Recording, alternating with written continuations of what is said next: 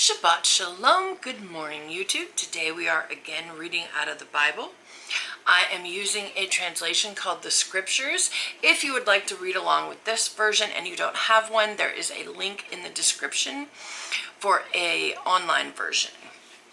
But whether you follow that one or read out of your own Bible, get your coffee, get your Bible, and let's read. Today we are starting in Joshua chapter 10.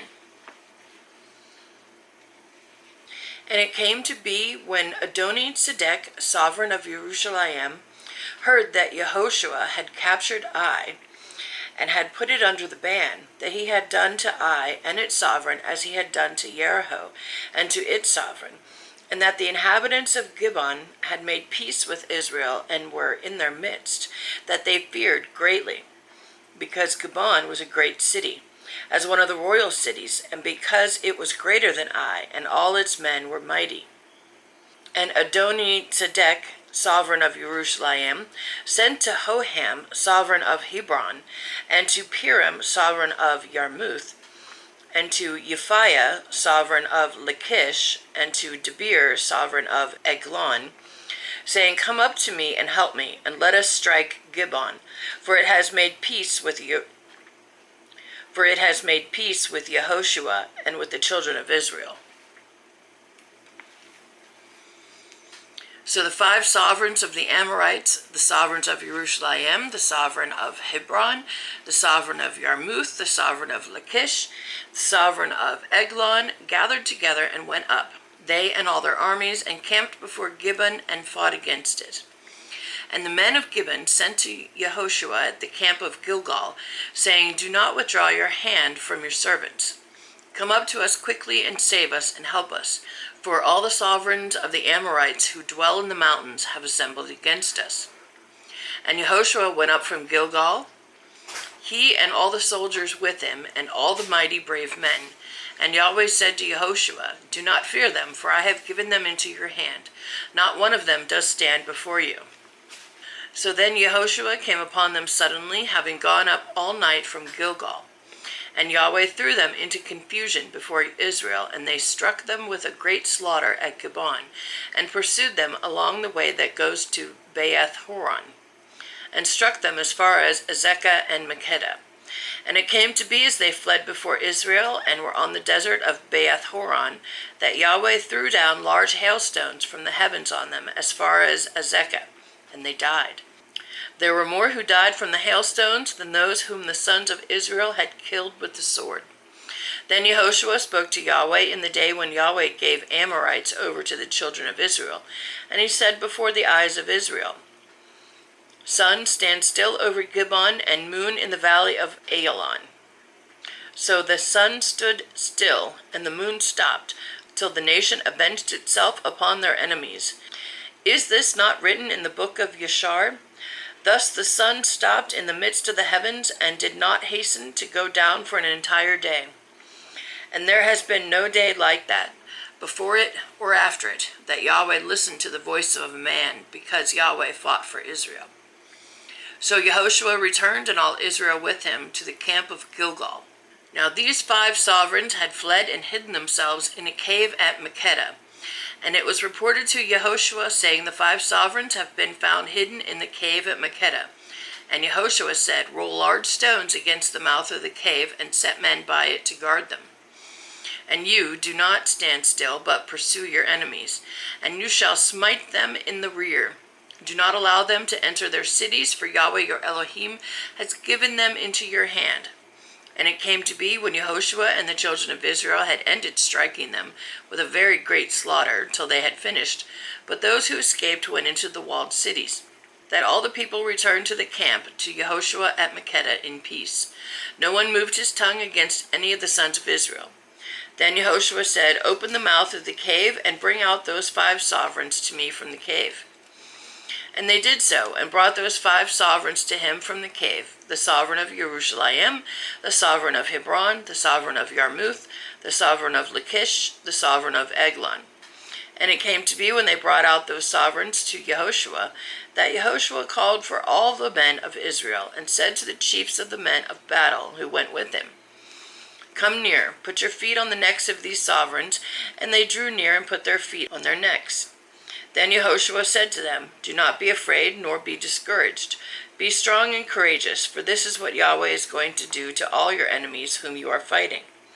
And afterward Yehoshua struck them and killed them, and hanged them on 5 trees, and they were hanging on the trees until evening. And it came to be at the time of the going down of the sun that Yehoshua commanded, and they took them down from the trees and threw them into the cave where they had been hidden, and laid large stones against the cave's mouth to this day. And on that day Yehoshua captured Makkedah, and he struck it with the edge of the sword, and he put its sovereign under the ban, them and all the people who were in it. He left no survivor. And he did to the sovereign of Makkedah as he had done to the sovereign of Jericho. Then Yehoshua passed over, and all Israel with him, from Makkedah to Libnah. And they fought against Libnah. And Yahweh also gave it and its sovereigns in the hand of Israel. And he struck it and all the people who were in it with the edge of the sword. He left no survivors in it. And he did to its sovereign as he had done to the sovereign of Jericho. Then Yehoshua passed over, and all Israel with him, from Libnah to Lachish, and encamped against it and fought against it. And Yahweh gave Lachish into the hand of Israel, who captured it on the 2nd day, and struck it and all the people who were in it with the edge of the sword, according to all that he had done to Libnah. Then Huram, sovereign of Gezer, came up to help Lachish, and Yehoshua struck him and his people until he left him no survivor. Then Yehoshua passed over, and all Israel with him, from Lachish to Eglon, and they encamped against it and fought against it, and captured it on that day, and struck it with the edge of the sword. And all the beings who were in it he put under the ban that day, according to all that he had done to Lachish. Then Yehoshua went up, and all Israel with him, from Eglon to Hebron, and they fought against it, and captured it, and struck it with the edge of the sword, and its sovereign, and all its cities, and all the people who were in it. He left no survivor, according to all that he had done to Eglon, but put it and all the people who were in it under the ban. Then Yehoshua returned, and all Israel with him, to Debir, and fought against it, and captured it, and its sovereign, and all its cities, and they struck them with the edge of the sword, and put all the people who were in it under the ban. He left no survivor. As he had done to Hebron, so he did to Debir and its sovereign, as he had done also to Libnah and its sovereign. Thus Yehoshua struck all the land, the mountain country, and the south, and the low country, and the wilderness slopes, and all their sovereigns. He left no survivor, but put all that breathed under the ban, as Yahweh Elohim of Israel had commanded. And Yehoshua struck them from Kadesh Barnea as far as Azah, and all the land of Goshen, even as far as Gibbon. And Yehoshua captured all these sovereigns and their land at one time, because Yahweh Elohim of Israel fought for Israel. And Yehoshua returned, and all Israel with him, to the camp at Gilgal. So they just go on this huge winning streak, just taking everybody out. The others tried to come together to fight against Israel, but even that wasn't enough. Chapter 11. And it came to be, when Jabin, sovereign of Hatzor, heard, that he sent to Jobab, sovereign of Madon, and to the sovereign of Shimron, and to the sovereign of Akshaph, and to the sovereigns who were from the north in the mountains, and in the desert plain south of Kinneroth, and in the low country, and in the heights of Dor on the west, the Canaanites in the east and in the west, and the Amorite, and the Hittite, and the Perizzite, and the Jebusite in the mountains, and the Hivite below Hermon, in the land of Mizpah. And they went out, they and all their armies with them, as many people as numerous as the sand in the seashore, with very many horses and chariots. And all these sovereigns met together, and they came and camped together at the waters of Merom to fight against Israel. And Yahweh said to Yehoshua, "Do not be afraid of their presence, for tomorrow about this time I am giving all of them over to Israel, slain. Hamstring their horses and burn their chariots with fire." And Yehoshua and all the soldiers with him came against them suddenly by the waters of Merom, and they fell on them. And Yahweh gave them into the hand of Israel, and they struck them and pursued them to Great Sidon, and to Mitzrephoth Maim, and to the valley of Mizpah eastward. And they struck them until no survivor was left to them. And Yehoshua did to them as Yahweh said to him. He hamstrung their horses, and burned their chariots with fire. And Yehoshua turned back at the same time and captured Hatzor, and struck its sovereign with the sword. For Hatzor was formerly the head of all those reigns. And they struck all the beings who were in it with the edge of the sword, putting them under the ban. He did not leave anyone breathing. Then he burned Hatzor with fire. And Yehoshua captured all the cities of these sovereigns and all their sovereigns, and he struck them with the edge of the sword. He put them under the ban, as Moshe, the servant of Yahweh, commanded. However, Israel did not burn any cities that stood on their mounds, but Yehoshua burned only Hatzor. And all the spoil of these cities and the livestock the children of Israel took as booty for themselves. But they struck every man with the edge of the sword until they had destroyed them, and they did not leave anyone breathing. As Yahweh had commanded Moshe, his servant, so Moshe commanded Yehoshua, and so Yehoshua did. He did not turn aside a word of all that Yahweh had commanded Moshe. Thus Yehoshua took all this land, the mountain country, and all the south, and all the land of Gishon, and the low country, and the desert plain, and the mountains of Israel, and its lowlands, from Mount Halak that goes up to Seir, and as far as Baal-gad, in the valley of Lebanon below Mount Hermon. And he captured all their sovereigns, and struck them and killed them. Yehoshua fought with all those sovereigns for a long time. There was not a city that made peace with the children of Israel, except the Hivites, the inhabitants of Gabon. All the others they took in battle. For it was of Yahweh to strengthen their hearts, that they should come against Israel in battle, in order to put them under the ban, so that they might have no favor, but that he might annihilate them, as Yahweh had commanded Moshe. And at that time Yehoshua came and cut off the Anakim from the mountains, from Hebron, from Debir, from Anab, and from all the mountains of Yehudah, and from all the mountains of Israel. Yehoshua put them with their cities under the ban. There were none of the Anakim left in the land of the children of Israel. Only in Azah, in Gath, and in Ashdod some remained.